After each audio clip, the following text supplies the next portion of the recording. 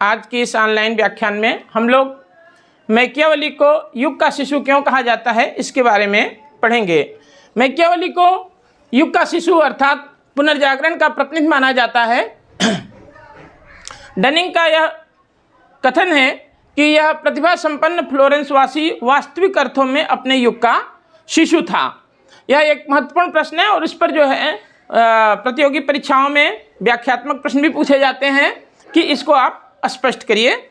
इसके अलावा डनिंग का जो ये स्टेटमेंट है कि अपने युग का शिशु डनिंग ने बताया है, उसके साथ साथ सेबाइन का एक प्रसिद्ध कथन है कि उसके युग का कोई भी अन्य व्यक्ति यूरोप के राजनीतिक विकास की दशा को इतनी स्पष्टता के साथ नहीं देख सका जितनी स्पष्टता के साथ इसे मैकियावेली ने देखा था। कोई भी अन्य इटली को उतनी अच्छी तरह नहीं जानता था जितना कि मैकियावेली। और साथ ही साथ एक महत्वपूर्ण कथन जो है W.T. जोन्स का है, जिसमें उन्होंने स्पष्ट रूप से लिखा है कि मैकियावेली अपने युग का श्रेष्ठ निचोड़ है।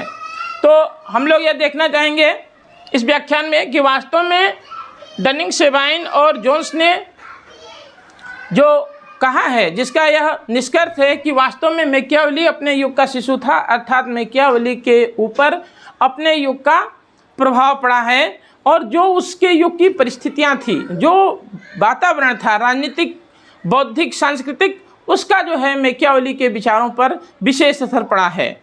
सामान्य तौर पर प्रत्येक युग में उस समय के राजनीतिक चिंतकों के ऊपर तत्कालीन परिस्थितियों का प्रभाव पड़ता है, लेकिन यह प्रभाव जो मैकियावेली के ऊपर दिखाई पड़ता है वह बहुत ही गहरा है। मैकियावेली वास्तव में अपने युग का शिशु है क्योंकि मैकियावेली का युग पुनर्जागरण काल का युग था और उस समय जो भी राजनीतिक, सांस्कृतिक या बौद्धिक परिस्थितियां थी, उनका गहरी छाप मैकियावेली के विचारों पर दिखाई पड़ती है। मैकियावेली को प्रभावित करने वाली जो मुख्य राजनीतिक तथा बौद्धिक परिस्थितियां हैं वह इस प्रकार हैं। पहली चीज़ है कि शक्तिशाली राजतंत्रों की स्थापना। मैकियावेली के युग में, मैकियावेली के समय में इटली में तो बिखरी हुई शासन व्यवस्था थी, 5 प्रकार के वहाँ पर राज्य थे, लेकिन उसके पड़ोस में जो राज्य थे, खासतौर से यूरोप में ब्रिटेन, फ्रांस और उसके अलावा स्पेन में शक्तिशाली राजतंत्रों की स्थापना हो चुकी थी। उन शक्तिशाली राजतंत्रों के अंतर्गत शासन व्यवस्था सुदृढ़ थी और वे राज्य जो है बहुत शक्तिशाली बन चुके थे। इनका प्रभाव जो है मैकियावेली के विचारों पर बहुत ही स्पष्ट रूप से दिखाई पड़ता है और मैकियावेली ने अपनी प्रसिद्ध पुस्तक प्रिंस में एक शक्तिशाली राजतंत्र का बहुत ही प्रभावशाली तरीके से समर्थन किया है।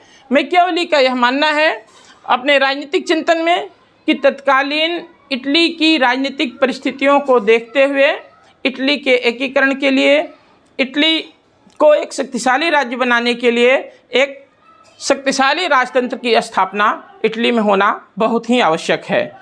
इस प्रकार से पहला जो उसके युग का प्रभाव पड़ा है वह है कि शक्तिशाली राजतंत्र जो उस समय प्रचलित हो गए थे पश्चिमी यूरोप में, ब्रिटेन में, स्पेन में, फ्रांस में और जर्मनी में भी, उस जो है शक्तिशाली निरंकुश राजतंत्रों का समर्थन वह स्पष्ट रूप से मैकियावेली के द्वारा अपनी प्रसिद्ध पुस्तक प्रिंस में किया गया है और उसने यह आशा प्रकट की है, यह विश्वास व्यक्त किया है कि बिना इटली में एक शक्तिशाली राजतंत्र की स्थापना के इटली में जो तत्कालीन राजनीतिक परिस्थितियां खराब चल रही हैं, इटली 5 राज्यों में विभक्त है, उन सब समस्याओं को दूर नहीं किया जा सकता है। इस तरह से जो है मैकियावेली ने शक्तिशाली राजतंत्र का समर्थन किया है और इस रूप में हम यह मानते हैं कि जो है मैकियावेली अपने युग का शिशु है।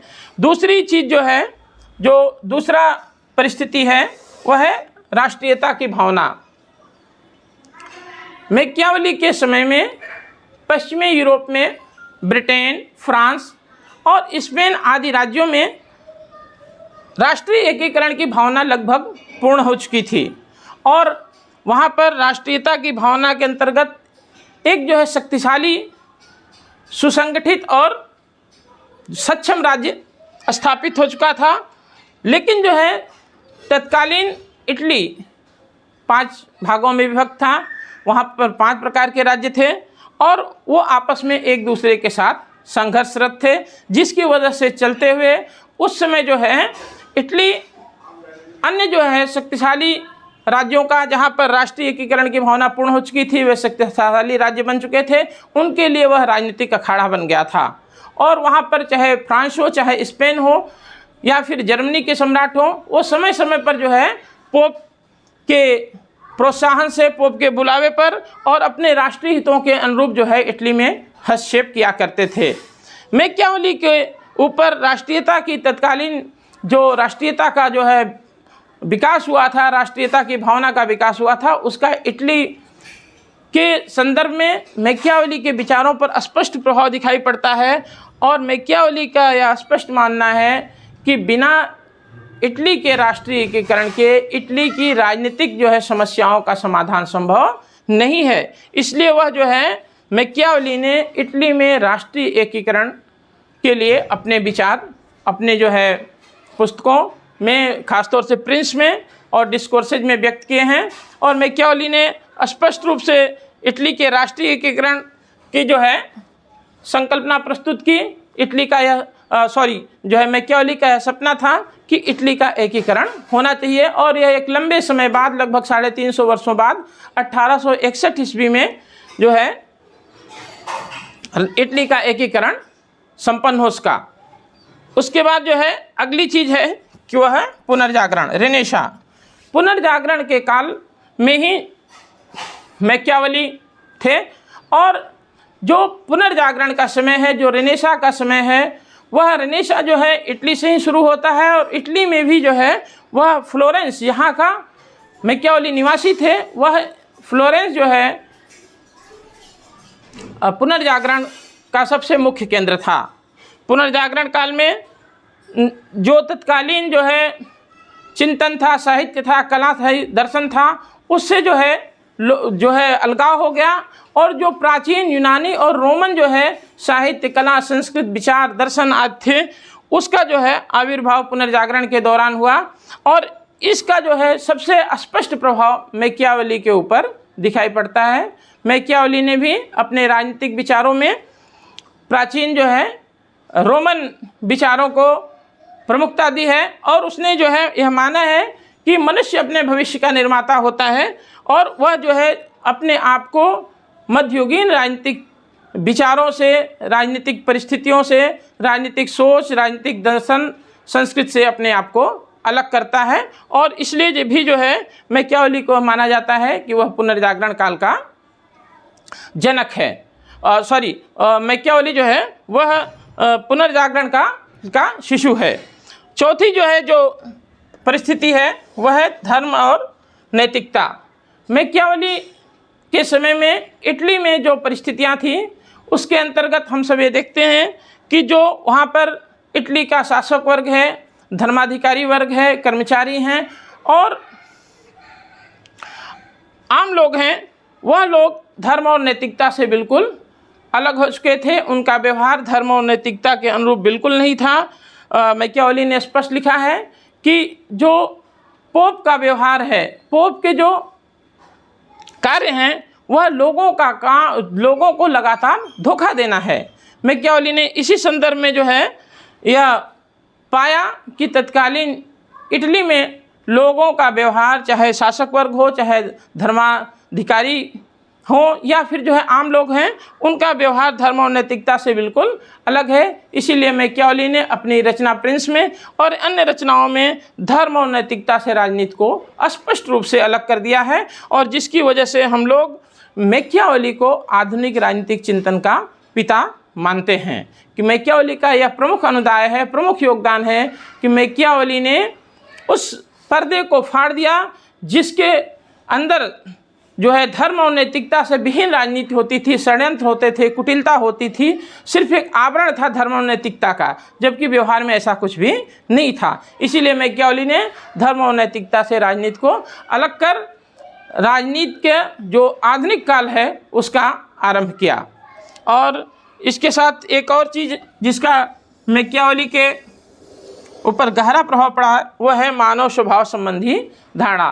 तत्कालीन इटली के शासक वर्ग या कर्मचारी, आम लोग या फिर धर्माधिकारी वर्ग, इन सब के जो है स्वभावों को उसने देखा, उसने महसूस किया और माना था, जो हमने भी देखा कि धर्म और नैतिकता से उनका कोई संबंध नहीं था। सभी के व्यवहार में कुटिलता थी, षड्यंत्र था, एक दूसरे को धोखा दे करके आगे बढ़ने की प्रवृत्ति थी।